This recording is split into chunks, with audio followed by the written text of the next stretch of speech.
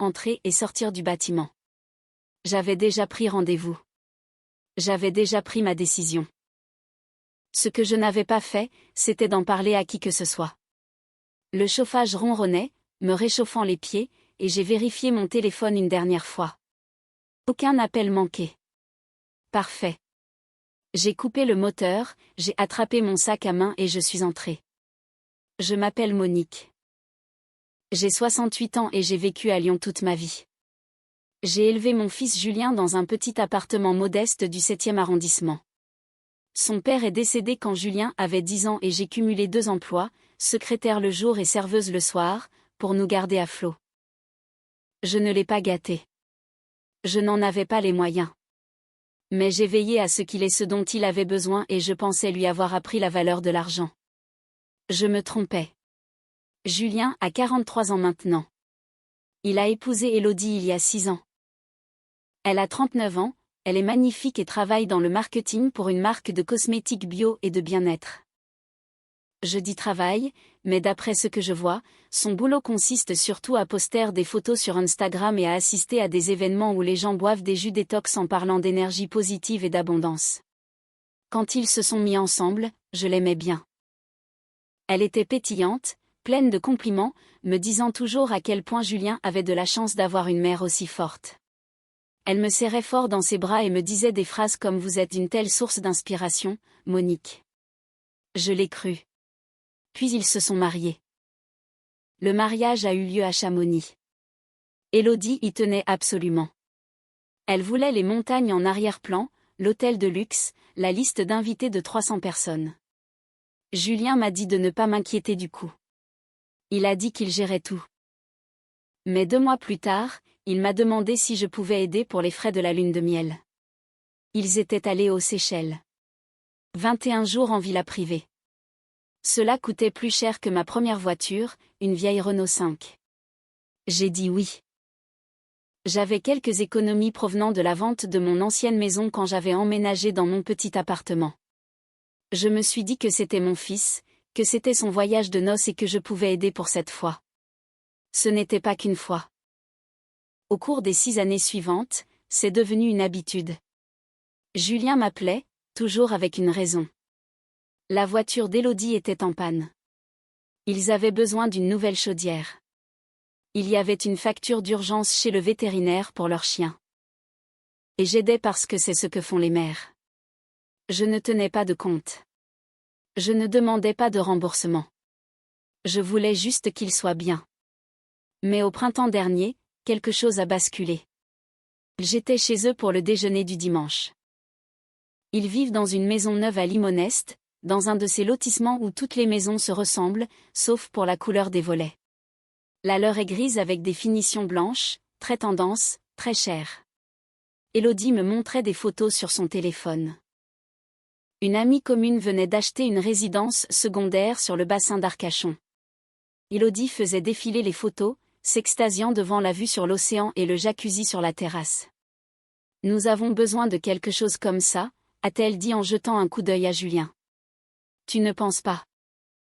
Julien a acquiescé, la bouche pleine de poulet rôti. « Ce serait bien.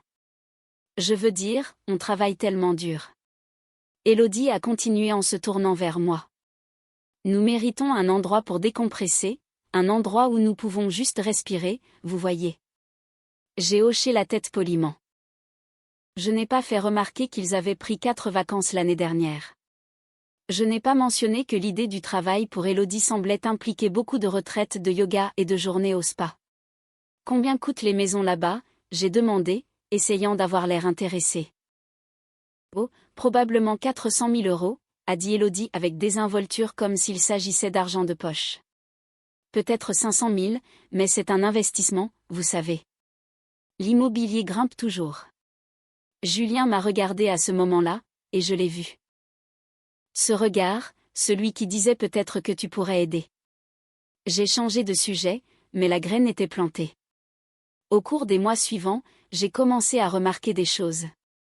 Le nouveau sac à main d'Élodie, celui avec les 2 G entrelacés. La montre de Julien, épurée et argentée, le genre qu'on voit dans les magazines. Les meubles de leur salon, tous de designer, tous neufs. Le vin qu'il servait, toujours cher, toujours des grands crus. Et la carte de crédit, ce fut mon erreur. Il y a 3 ans, Julien m'avait demandé s'il pouvait être ajouté comme utilisateur autorisé sur l'une de mes cartes de crédit, juste pour les urgences, avait-il dit. Il changeait de travail à l'époque et son dossier de crédit n'était pas excellent. J'ai dit oui. Je lui faisais confiance. C'était mon fils. Je vérifiais les relevés de temps en temps, mais rien ne semblait hors de l'ordinaire. Un achat d'essence par-ci, quelques courses par-là. Je pensais qu'il était responsable. Puis en octobre, j'ai reçu le relevé de septembre. J'ai failli m'étouffer avec mon thé. 12 000 €. J'ai parcouru les frais. Roche-Beaubois, Galerie Lafayette, un paiement à une entreprise nommée Luxe Intérieur. Un autre débit pour un endroit appelé Elite Audio. Je ne reconnaissais rien de tout cela. J'ai appelé Julien immédiatement. « Salut maman », a-t-il répondu, l'air distrait. J'entendais Élodie en arrière-plan rire de quelque chose.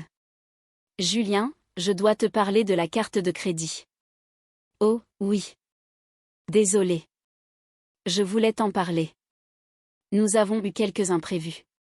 12 000 € d'imprévus. » Il a marqué une pause. Nous rénovons le sous-sol pour en faire une salle de cinéma. Élodie voulait vraiment que ce soit fini avant que ses parents ne viennent pour Noël. Et tu n'as pas pensé à me demander d'abord. Maman, c'est bon. Je te rembourserai. J'avais juste besoin de le faire maintenant. Tu sais comment est la mère d'Élodie. Elle juge tout le temps. J'ai fermé les yeux, j'ai pris une inspiration. Julien, ce n'est pas à ça que sert la carte. Je sais, mais c'est réglé. Je te virerai l'argent le mois prochain. Il ne l'a pas fait. Novembre est passé. La facture s'est accumulée. Les intérêts ont commencé à grimper. Je l'ai rappelé. Il s'est excusé. Il a dit que les temps étaient durs à cause des achats de Noël.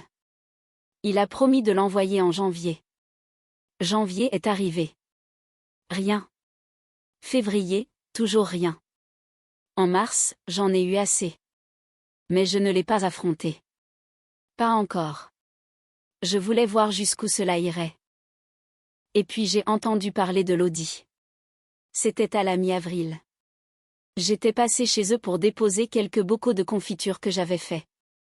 Élodie a ouvert la porte en tenue de sport et sweatshirt en cachemire. Les cheveux attachés en un chignon flou. Monique, entrez. Entrez. Vous arrivez juste à temps. À temps pourquoi? Elle a souri, sautillant presque sur place. Julien me prépare une surprise pour mon anniversaire. Il ne veut pas me dire ce que c'est, mais je pense que c'est gros. Je suis entrée, posant les bocaux sur le comptoir. Ton anniversaire n'est qu'en juin. Je sais. C'est ce qui rend la chose si excitante. Il s'y prend à l'avance. Elle s'est penchée vers moi d'un air complice. Je pense que c'est une voiture. Mon estomac s'est noué. Une voiture. Oui. Je lui lance des indices depuis des mois. Il y a cette Audi Q7 que je lorgne. Magnifique, toutes options. C'est environ 85 000 €, mais Julien dit que je le mérite. Elle a haussé les épaules avec innocence. Et honnêtement, c'est vrai. J'ai travaillé si dur sur la nouvelle campagne. J'ai forcé un sourire. C'est merveilleux.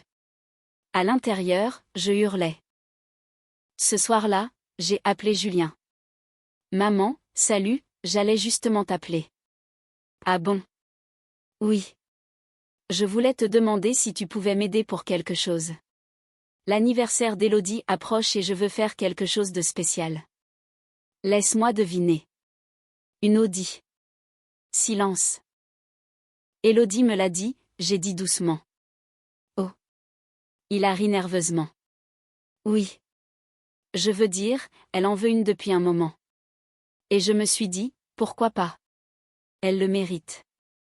Et comment comptes-tu payer pour ça? Eh bien, c'est là le problème. J'espérais que tu puisses m'aider juste pour l'apport personnel. Peut-être 30 000 €. Je peux gérer le reste avec un financement. Je ne pouvais plus parler. Mes mains tremblaient. Julien, tu me dois toujours 12 000 € pour la carte de crédit, j'ai dit, la voix serrée. Tu ne m'as pas remboursé un seul centime. Je sais. Je sais. Mais c'est différent. C'est pour Élodie. C'est son 40e anniversaire. Je ne peux pas ne rien lui offrir. Alors offre-lui quelque chose que tu peux te permettre. Maman, allez. Ne sois pas comme ça. Être comment, Julien? Responsable. Il a soupiré. Ce son exaspéré qu'il faisait quand il était adolescent. Tu ne comprends pas. Élodie est habituée à un certain style de vie. Ses parents ont de l'argent. Ses amis ont de l'argent. Si je ne suis pas à la hauteur, elle va penser que je suis un raté. Alors peut-être qu'elle a épousé la mauvaise personne. La ligne a coupé. Je suis restée là, dans le silence de mon appartement, fixant le téléphone. Mes mains tremblaient encore. J'avais envie de vomir. C'est là que j'ai pris la décision. Je n'allais pas lui donner l'argent. Je n'allais plus encourager cela. Mais je n'allais pas non plus le lui dire. Pas encore. Je voulais qu'il apprenne la leçon à la dure. L'anniversaire d'Élodie était le 14 juin. Je l'ai marqué sur mon calendrier et 3 jours avant, je suis allée à la banque. Le rendez-vous a été rapide, professionnel. J'ai expliqué ce que je voulais faire et la conseillère a hoché la tête. Aucun jugement dans ses yeux.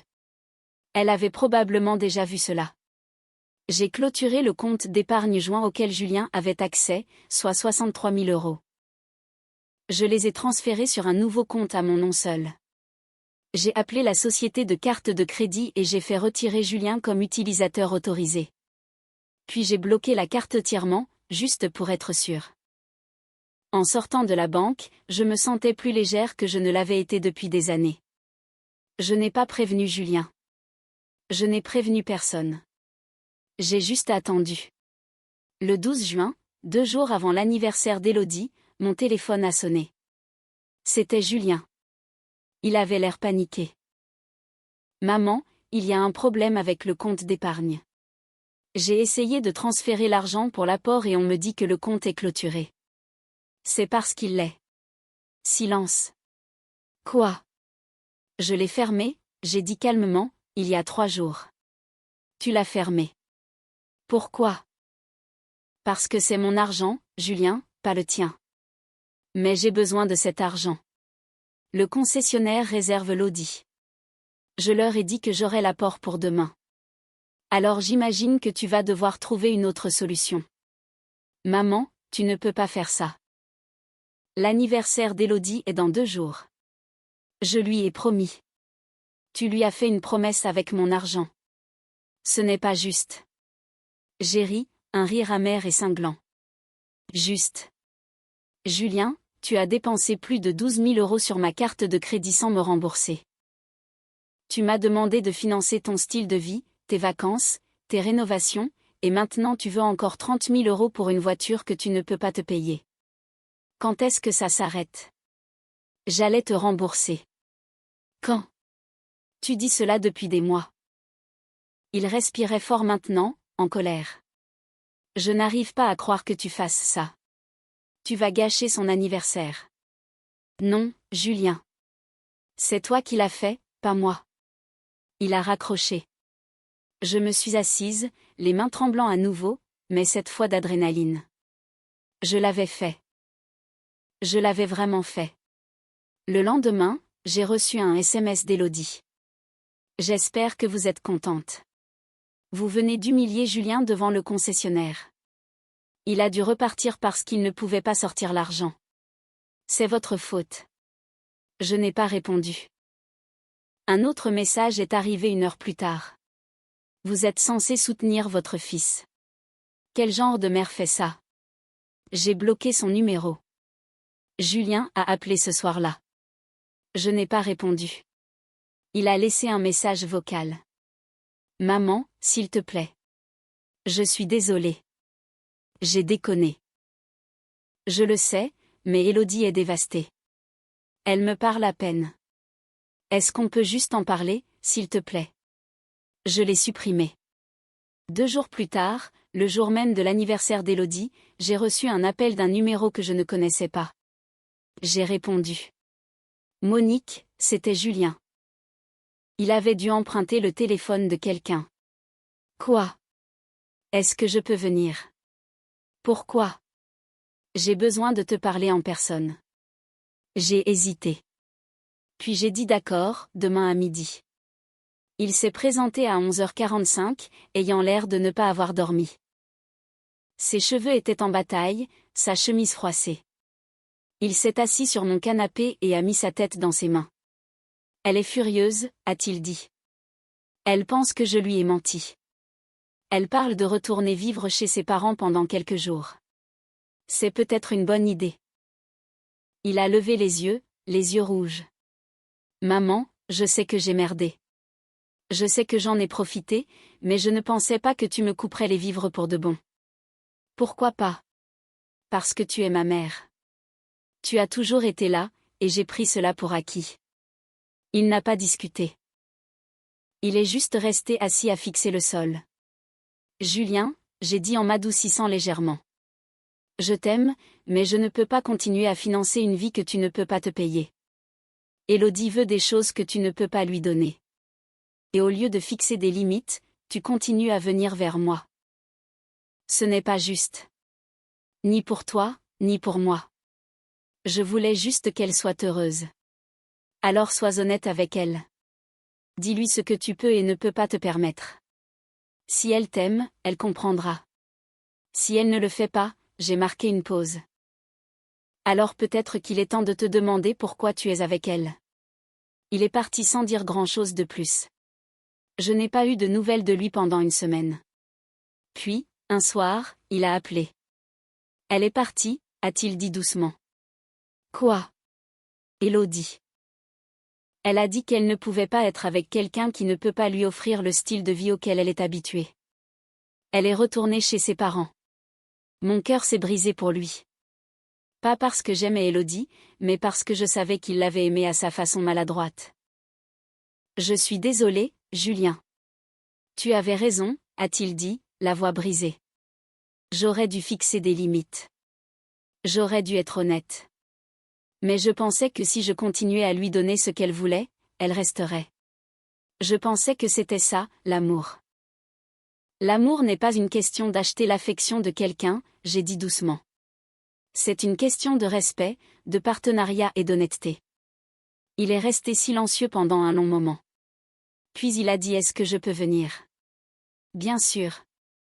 Il est arrivé 1 heure plus tard. Nous nous sommes assis sur le canapé, j'ai fait du thé et nous avons discuté pour la première fois depuis des années. Vraiment discuté. De son père, de l'argent, de la pression qu'il avait ressentie pour être à la hauteur des attentes d'Élodie, de la façon dont il s'était perdu en essayant de la rendre heureuse. Je ne sais pas comment réparer ça, a-t-il avoué. Tu commences par être honnête avec toi-même, j'ai dit. Sur ce que tu veux, ce que tu peux te permettre, quel genre de vie tu veux réellement mener, pas celle que quelqu'un d'autre attend de toi. Il a hoché la tête lentement. Je te dois des excuses pour la carte de crédit, pour tout. Je sais. Je vais te rembourser. Cela prendra peut-être du temps, mais je le ferai. Je te crois. Et c'était vrai parce que pour la première fois depuis des années, il ne faisait pas de promesses en l'air. Il faisait face à la vérité. 4 mois ont passé depuis ce jour. Julien a vendu la maison de Limonest. Trop grande, trop chère, trop remplie de souvenirs qu'il voulait oublier. Il a emménagé dans une petite location dans le Vieux-Lyon, quelque chose de modeste et de gérable. Il me rembourse par petits versements, 200 € par mois. Ce n'est pas beaucoup, mais c'est régulier. C'est réel. Élodie a essayé de le recontacter il y a quelques semaines. Elle lui a envoyé un message disant qu'elle avait fait une erreur, qu'il lui manquait. Il n'a pas répondu. Il voit quelqu'un de nouveau maintenant. Elle s'appelle Fiona. Elle est institutrice, conduit une vieille Peugeot de 10 ans et rit aux blagues de Julien même quand elles ne sont pas drôles. Ils sont allés camper le week-end dernier. Il m'a appelé depuis le camping, ayant l'air plus léger que je ne l'avais entendu depuis des années. Merci maman de ne pas m'avoir donné l'argent. Je t'en prie. Je le pense vraiment. J'aurais continué à m'enfoncer. J'aurais tout perdu. Tu n'as pas tout perdu, j'ai dit. Tu as perdu les choses qui n'avaient pas d'importance. Je ne regrette pas ce que j'ai fait. Pas une seconde. Certaines personnes pourraient penser que j'ai été cruelle, que j'aurais dû simplement lui donner l'argent et maintenir la paix. Mais une paix construite sur l'encouragement des pires habitudes de quelqu'un n'est pas une vraie paix. C'est juste retarder l'effondrement inévitable. Julien devait apprendre que l'amour n'est pas transactionnel. Que le bonheur ne vient pas des voitures chères, des vacances de luxe ou de l'impression que l'on donne à des gens qui ne se soucient pas vraiment de vous. Il a dû l'apprendre à la dure et j'ai dû le laisser faire. C'est ça, être parent. Parfois, la chose la plus aimante que l'on puisse faire est de dire non. Parfois, il faut les laisser tomber pour qu'ils apprennent à se tenir debout tout seuls. C'est douloureux. C'est terrifiant. Mais c'est nécessaire parce qu'au bout du compte, je n'ai pas élevé mon fils pour qu'il soit dépendant. Je l'ai élevé pour qu'il soit fort. Et si cela signifiait lui retirer le tapis sous les pieds pour qu'il puisse trouver son propre équilibre, alors qu'il en soit ainsi. J'ai 68 ans. J'ai travaillé dur pour tout ce que j'ai. Et je ne vais pas m'excuser de le protéger ou d'avoir enseigné à mon fils la leçon que j'aurais dû lui donner il y a des années. L'argent n'achète pas le bonheur, mais les limites achètent la paix. Et cela vaut plus que n'importe quel Audi. Si vous êtes un parent et que vous regardez ceci et que vous vous reconnaissez dans mon histoire, je veux que vous sachiez quelque chose. Il n'est pas trop tard pour fixer des limites. Il n'est pas trop tard pour dire non. Vos enfants pourraient être en colère au début. Ils pourraient ne pas comprendre. Mais si vous les aimez vraiment, vous leur apprendrez à se tenir sur leurs deux pieds. Parce qu'un jour vous ne serez plus là. Et quand ce jour viendra, ils devront savoir comment survivre sans vous. Ce n'est pas de la cruauté. C'est de l'amour. Le genre qui dure. Cette histoire nous rappelle que l'amour parental ne consiste pas toujours à dire oui ou à résoudre tous les problèmes financiers de nos enfants. Parfois, en voulant trop bien faire, nous empêchons nos proches de grandir et de devenir responsables. Monique a eu le courage de briser un cercle vicieux, même si cela a provoqué une crise temporaire. On voit souvent sur les réseaux sociaux une pression immense pour afficher une réussite matérielle constante, ce qui pousse des couples comme Julien et Élodie dans l'endettement et le mensonge. En France, la culture du paraître peut être très forte dans certains milieux, mais la vraie liberté commence quand on accepte de vivre selon ses propres moyens et non pour le regard des autres. Le fait que Julien ait fini par trouver la paix dans une vie plus simple avec Fiona montre que le bonheur ne se trouve pas dans un SUV de luxe, mais dans des relations authentiques basées sur l'honnêteté. Il est parfois nécessaire de passer par une rupture douloureuse pour se redécouvrir soi-même. Qu'en pensez-vous ? Pensez-vous que Monique a été trop dure avec son fils ou a-t-elle agi de la meilleure manière possible pour son avenir ? Avez-vous déjà dû dire un non difficile à un membre de votre famille pour son propre bien ? Partagez vos expériences dans les commentaires, cela pourra aider d'autres personnes vivant la même situation.